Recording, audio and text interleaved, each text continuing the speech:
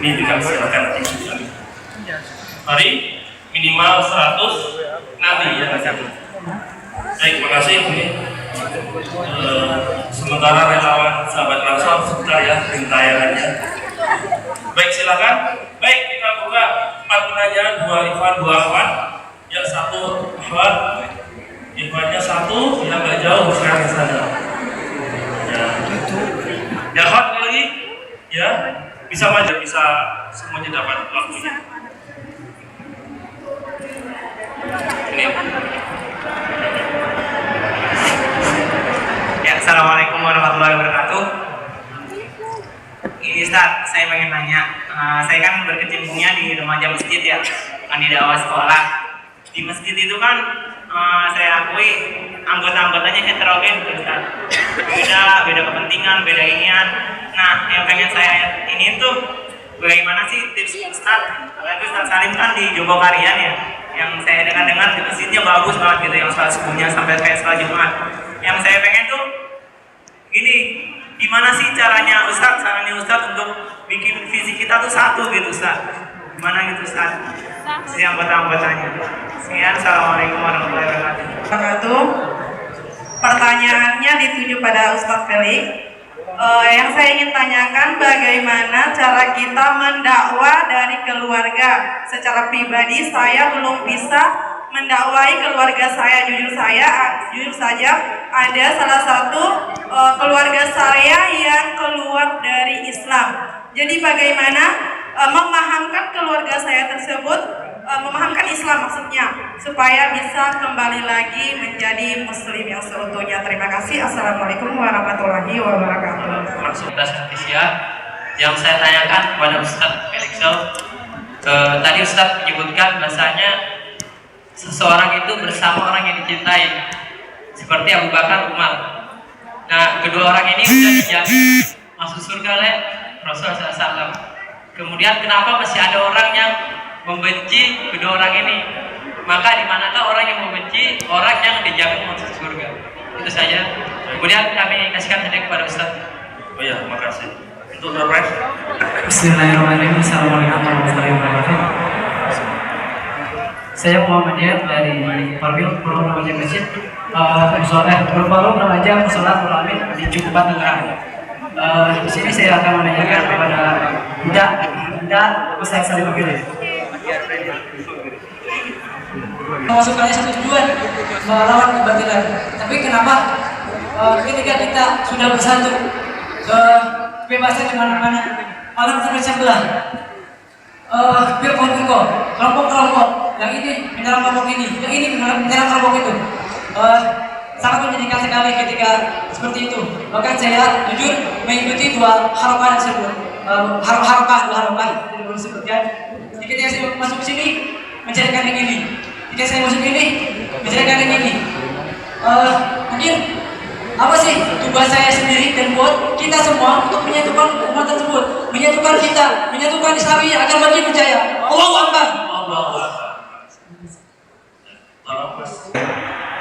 Di dalam dakwah ada fikihnya, ada diperlukan pemahaman-pemahaman penting untuk melaksanakan bagaimana penyampaian berbagai risalah ini dari Allah dan Rasulnya Sallallahu Alaihi Wasallam supaya sampai tanpa menimbulkan kerusakan dan fitnah di tengah masyarakat. Maka kita belajar di dalam fikih dakwah ada yang sawabit, ada yang mutaghayyirat, ada nilai pokok yang tidak akan berubah sepanjang zaman, ada berbagai macam hal yang sangat tergantung menyesuaikan tempat, zaman, keadaan di mana kita berada. Al-Imam Ahmad pada titik tertentu sampai menegur orang yang di Baghdad pada masa itu pakai bajunya baju kota Makkah, pakaian khas kota Makkah. Kata Imam Ahmad, pakailah itu kalau di Makkah, di sini pakailah kebiasaan masyarakat setempat. Maka Da Felix ini saya takjub sejak dulu konsisten, tidak pernah berubah, batik. Dan batik yang beliau pakai hari ini indah sekali, namanya motif parang rusak. Kenapa parang rusak? Parang itu pedang, rusak itu tumpul. Dulu ketika Sultan Agung Haji Krokusno membuatnya, maknanya adalah asyidda'u 'alal kufari ruhama'u bainahum. Parang itu rusak sebab seorang raja harus memiliki pedang yang tumpul, yang pedang itu, ini bukan pedangnya Kenshin, yang kemudian dia, parang rusak ini, pedang yang tumpul ini, dia harus menjadi tajam ketika berhadapan dengan orang-orang yang berniat merusak dan menentang agama Allah, tetapi menjadi pedang yang tumpul dalam menegakkan keadilan terhadap sesama mukmin. Dia penuh kasih, dia penuh kelembutan. Saya memakai Wahyu Tumurun gaya Yogyakarta, latar cemeng. Ini Wahyu Tumurun itu artinya nuzulul Quran, dipakai oleh Sultan Agung Hadikusumo dulu pada 10 akhir Ramadan untuk beriktikaf di masjid mencari Lailatul Qadar. Ini semuanya adalah warisan kearifan Nusantara yang kemudian kita coba tampil kembali karena hashtag kita adalah dukung dakwah di Nusantara. Ini kebiasaan kita, ini kedekatan kita dengan umat. Ada sesuatu yang mutaghayyirat, yang bisa saja berubah setiap saat. Ini peci dulu awalnya dipakai oleh kaum adat pada saat Perang Padri, tetapi ketika sudah menjadi masa kemerdekaan, Nasir Pamuncak, Hatta dan kawan-kawan dalam Perhimpunan Indonesia di Belanda memakainya untuk identitas Indonesia, maka hari ini kita memakainya sebagai identitas Indonesia. Ada sesuatu yang berubah di situ. Nah, maka ada sawabit, ada halal pokok yang tidak berubah. La ilaha illallah tidak pernah berubah, Muhammadur Rasulullah tidak pernah berubah. Hanya bertasamu dalam hal-hal yang memungkinkan di sana ada ijtihad, hal-hal yang memungkinkan di sana ada ikhtilaf bainal ulama. Jangan sampai kita ini pada hal yang menyimpang dari syariat Allah kerennya sama dengan hal yang adalah ikhtilaf bainal ulama. Contoh yang sering dikemukakan para ulama, hal kecil yang kadang-kadang mengganggu. Kalimatul hadis, lakinu mautakum la ilaha illallah. Talkinkan mayat kalian dengan kalimat la ilaha illallah. Pertanyaan saya kepada ikhwah yang hadir di sini, menalkin itu sebelum atau sesudah mati? Sebelum atau sesudah mati? Sebelum. Ikut Imam Ibnu Qudamah al-Maqdisi. Ada yang jawab sesudah? Ikut Imam Nawawi dan kawan-kawan. Apa sebabnya? Imam Ibnu Qudamah mengatakan mentalkin itu ya sebelum mati. Apa gunanya ditalkin kalau sudah mati? Imam Nawawi menjawab, talkin itu perintah Rasulullah, dia ibadah. Lakinu mautakum, silakan cek semua orang berbahasa Arab, tanyakan kepada semua orang berbahasa Arab, atau kalau zaman sekarang cek semua kamus Arab, mautah itu artinya sudah mati atau belum mati? Semua mengatakan sudah mati. Yang namanya ibadah jangan tanya gunanya dulu. Kenapa? Karena yang namanya ibadah kalau tanya gunanya dulu, masul khufain itu yang diusap bawah apa atas? Atas. Gunanya apa coba? Yang kotor aja bawah. Jadi ibadah itu kata beliau jangan tanya gunanya dulu. Lakinu mautakum, laksanakan saja perintah Rasulullah, yaitu mentalkin mayit sesudah matinya. Ini Al-Imam Nawawi. Al-Imam Ibnu Qudamah mengatakan sebelum mati agar dia dapat tertuntut mengucapkan la ilaha illallah. Baik saja. Yang sesudah mati baik saja. Karena Imam Nawawi mengajukan satu dalil lagi. Siapa bilang nggak ada gunanya? Kalau mau bicara guna-gunaan, yang sebelum mati itu mentalkin juga nggak akan berguna kalau Allah sudah tetapkan dia nggak bisa ngomong la ilaha illallah. Tetapi yang namanya mentalkin mayat sesudah mati, contoh kecil ya, itu ada hadis yang sangat menguatkan kegunaannya. Mayat itu bisa mendengar sebuah pesan dari hadis yang lain, langkah orang yang meninggalkan kuburnya saat dia sudah dikubur. Kalau langkah orang yang meninggalkan kuburnya saja saat dikubur, sesudah dikubur, dia dengar bagaimana suara seorang mudin yang mengucapkan kata-kata, Pak Karyo Sentono, yang engkau ono malaikat loro takon marang siro, takone man robuka mongko jawaben. Nah, kira-kira denger enggak? Kalau langkah kaki saja dengar.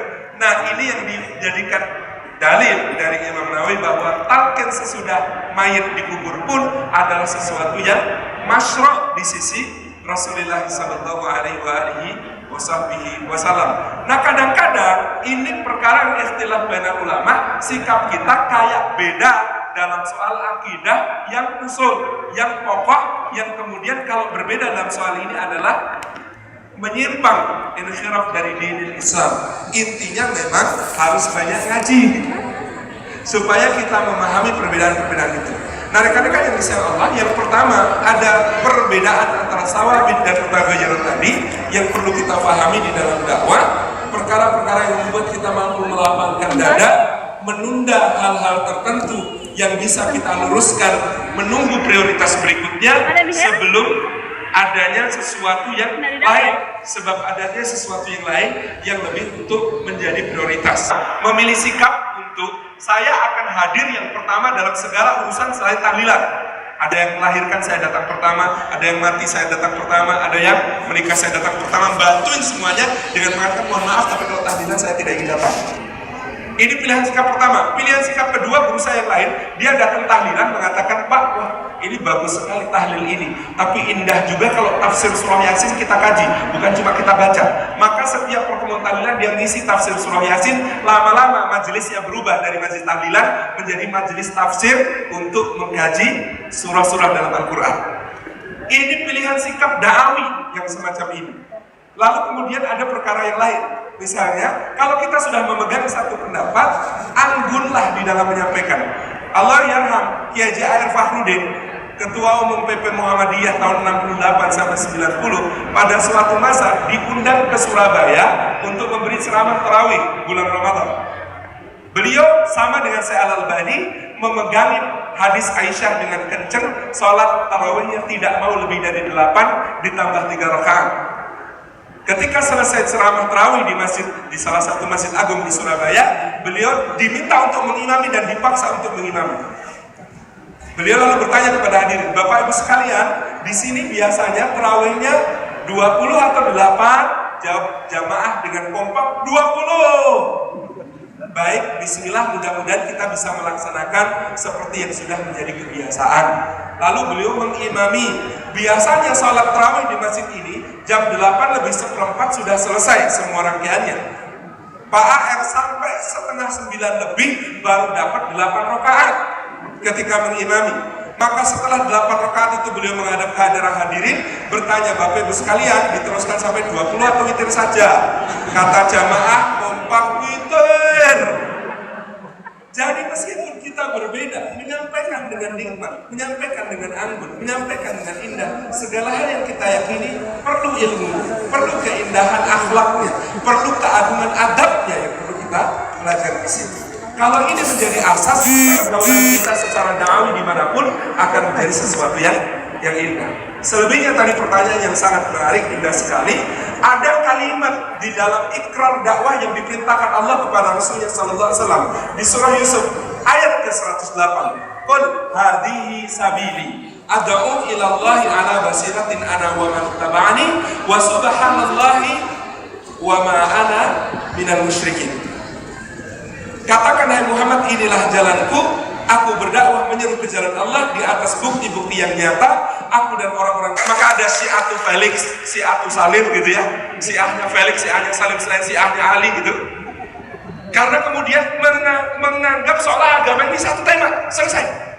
Agama ini satu tema, selesai. Wakan Syiah, kalau sudah dibagi-bagi tema begitu, pasti bergolongan-golongan. Kalau sudah bergolongan-golongan, kullu hisbin bima ladayhim farihun. Setiap golongan hanya akan bangga dengan apa-apa yang ada pada diri. Solusinya cuma satu, tarbiyah, kata saya misalnya. Dan Felix bilang, solusinya cuma satu, khilafah. Yang lain, solusinya cuma berantas bid'ah, selesaikan tegakkan sunnah. Yang satu bilang, solusinya cuma tabligh saja, gak ada yang lain, khuruj, udah. Kalau sudah seperti itu, kullu hisbin bima ladayhim farihun. Kita diperingatkan tentang ikrar dakwah Rasulullah, wa ma ana minal musyrikin. Tidaklah aku termasuk orang-orang yang menyebutkan Allah. Jangan sampai jatuh ke dalam dua hal ini. Ada kultus di dalam dakwah kita yang paling besar, dipimpinkan, diagungkan, atau berdakwah pada orang non-muslim, pada orang yang belum muslim untuk mencapai pada Islam. Kalau ada rumusnya, Bapak Ibu sekalian, bapak saya duluan masuk Islam. Kalau ada rumusnya, sayang sekali memang tidak ada rumus. Bapak saya masih belum muslim, ibu saya juga masih belum muslim, dan dakwah ini memang tidak ada rumus. Dan Allah juga sudah menyampaikan begitu di dalam Al-Quran. Innaka lan tahdi man ahbabta. kita tidak menunjuki orang-orang itu kita tidak pernah menunjuki orang-orang yang kita cintai, akan tapi Allah yang menunjuki mereka. Maka yang kita perlukan hanyalah melakukan sebaik-baiknya. Lalu bagaimana caranya melakukan sebaik-baiknya? Ada yang lupa, ada yang sering dilupakan orang ketika berdakwah adalah bahwa seseorang itu tidak hanya menerima dengan akalnya, tapi orang itu juga menerima dengan hatinya. Seringkali di antara kita berpikir bahwa ketika dia sudah menang dalil, ketika dia sudah menang diskusi, lantas dia memenangkan hati. Tidak sama sekali. Akal kalah, hati pasti menolak. Biasanya begitu. Lah kenapa? Karena orang itu biasanya walaupun dia mau mendengarkan kebenaran, itu bukan dari lisan kita. Jadi hati-hati ketika berdakwah, jangan sampai kita berdakwah belum apa-apa sudah menyakiti orang, belum apa-apa sudah mencela orangnya, belum apa-apa sudah menyakiti dirinya. Maka yang dakwah seperti ini, dia nggak akan mendengarkan dari lisan kita. Belum ketemu, kita sudah sampaikan hal-hal yang jelek tentang dia. Belum ketemu, dia sudah mendengarkan hal yang lain daripada kita tentang dia. Nah ini dia nggak akan terima. Maka emosionally pengaruh sekali. Saya contohkan bapak saya. Saya ketika masuk Islam, saya bilang pada bapak saya marah besar, ngamuk. Setiap pulang kita diskusi, setiap pulang kita ribut. Ributnya sama anak yang baru masuk Islam, yang kalau seandainya karate baru ban putih. Ban putih itu tahu 1-2 jurus semua mau diajak berantem. Gitu kan ya. Maka bapak saya ajak berantem. Dia ngomong ini, saya ngomong lain-lain. Dia ngomong ini, saya patahkan. Dia ngomong ini, saya patahkan lagi. Dia ngomong keras, saya ngomong lebih keras lagi. Dia teriak, saya lebih teriak lagi. Dia ngancam, saya balas ancam lagi. Hasilnya nggak ada apa-apa. Hasilnya ya sudahlah, anggap aja papi nggak punya anak satu. Ya udah, anggap aja kamu bosan di rumah ini, kamu keluar aja dari rumah. Kalau kamu merasa Allah cuma yang ngasih kamu rezeki, bukan papi, kamu minta aja sama Allahmu itu. Salah nggak kira-kira saya bilang bahwa Allah pemberi rezeki satu-satunya? Nggak salah. Tapi apa yang saya sampaikan caranya menyakiti orang tua, caranya menyakiti orang lain, caranya membuat emosi orang lain. Yang kayak begini biasanya nggak benar, biasanya hasilnya nggak baik. Maka penyampai kebenaran haruslah dia adalah orang yang baik. Maka penyampai kebenaran haruslah dia orang yang menarik. Bagaimana kemudian menariknya? Tidak ada hal yang lebih menarik daripada akhlak tadi. Maka akhlak adalah hiasan kita. Bagaimana ketika orang melihat kita, dia senang dulu, baru kemudian senang dengan apa yang kita sampaikan. Pendekatan emosional. Awalnya saya dekati bapak saya dengan cara tadi gak berhasil sama sekali. Lalu bagaimana caranya? Coba dengan cara lain. Bapak saya pergi keluar kota, ikut ya? Boleh. 1 kamar. Bayangkan 1 kamar sama bapak, yang awalnya dia tempeleng saya, yang awalnya dia lempar saya pakai kursi, kemudian sekamar. Kira-kira sungkan atau enggak? Risih nggak kira-kira? Dia ngelucu, saya nggak ketawa, saya ngelucu, dia juga nggak ketawa. Nonton film yang sama, ngomentarin film, 1 komentar 1 diam. Yang lain 1 komentar, yang 1 lagi diam. Tapi ya itulah, Weting Tresno jalanan soko kuliner, teman-teman sekalian. Munculnya cinta itu munculnya dari makan bersama-sama, tidur bersama-sama, nyetir bareng-bareng, sekamar bareng-bareng, semobil bareng-bareng. Di situ mulai mencair. Lama-lama, walaupun dia belum masuk Islam, saya berdoa semoga kemudian Allah menunjuki ayah saya. Namun kemudian situasi sudah lebih lancar sekarang. 2011 saya nggak punya duit untuk umroh, bapak saya bayarin. Istri saya dibayarin oleh bapak saya. 2014, 2015 hubungan ayah dan anak semakin cair. Dia sampaikan betul Islam ini benar. Dia sampaikan Islam itu betul. Ketika dia punya acara, dia undang saya untuk ngisi acara dia. Ketika dia punya acara, saya nyampaikan tentang Islam.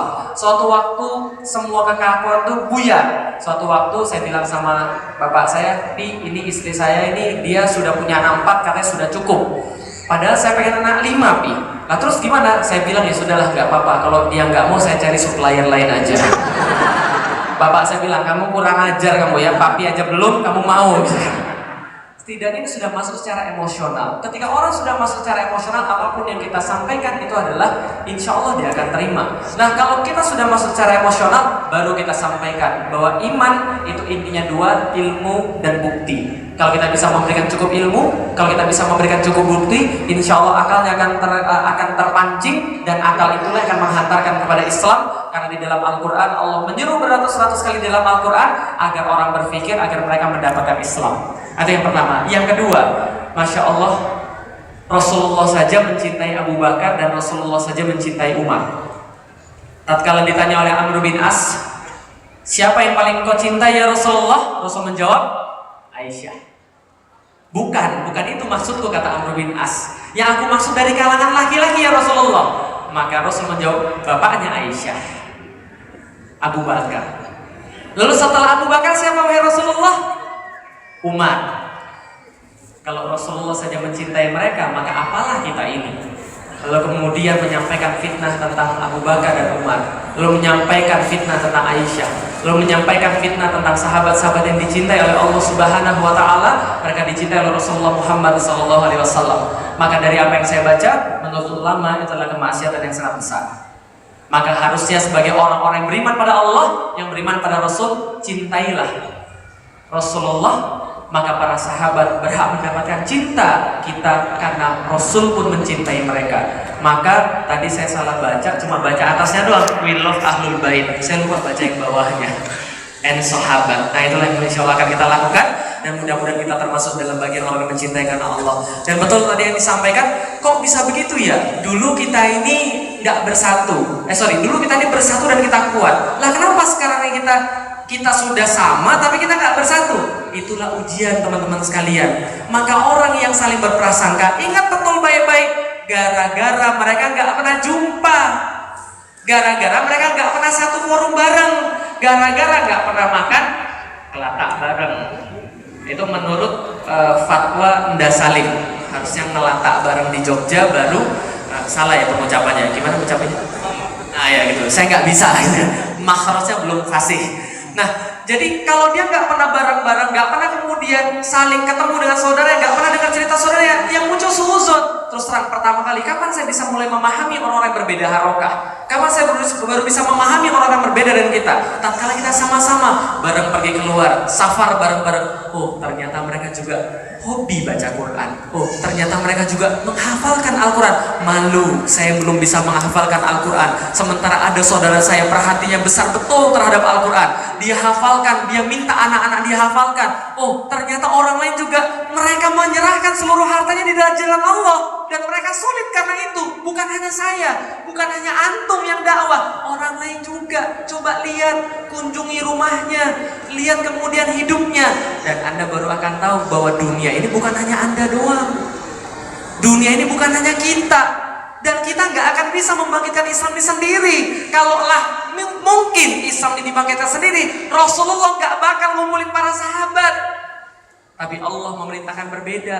Allah memerintahkan agar Rasulullah mengumpulkan para sahabat, mendidik mereka di dalam Islam, memahamkan pada mereka halal dan haram, meyakinkan pada mereka kewajiban-kewajiban mereka. Akhirnya mereka tidak ada ridho mereka kecuali pada Allah Subhanahu wa taala dan dalam Islam. Nah, ini yang kita perlukan teman-teman sekalian. Saling kunjungi, tahadu, tahabu, saling memberi hadiah, saling kemudian mengunjungi. Aina mutahabuna fil jalali, di mana orang-orang yang saling kemudian cinta karenaku, yang saling mengunjungi karenaku, yang saling memberi karenaku, yang saling mereka mencintai karena asma Allah Subhanahu wa taala.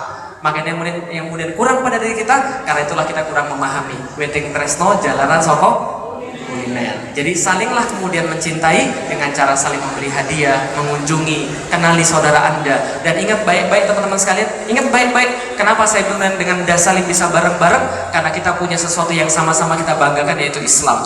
Yang kedua, kita belajar daripada orang-orang yang berjuang, mereka berjuang di garis depan.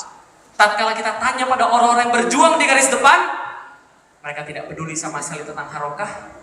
Mereka tidak peduli sama sekali dengan perbedaan fikih. Walaupun mereka sangat dalam pelajarannya tentang fikih, walaupun mereka sangat aktif mereka di dalam harokah yang mereka pilih, tapi mereka semua berharap tatkala berada di medan depan, maka saudaranya saling melindungi satu sama lain. Ketika ada peluru yang menyasar kepada saudaranya, maka dia ambil peluru itu untuk dia dengan mengharapkan ridho daripada Allah Subhanahu wa taala. Ketika mereka memunggungi, maka itu untuk berperang bersama musuh-musuh mereka. Ketika mereka berhadapan, mereka berikan dada mereka untuk kemudian saling berpelukan, dan mereka saling mencintai Allah Subhanahu wa taala. Lakukan itu, insya Allah Allah bersama kita. Wallahu a'lam bishawab. Silakan.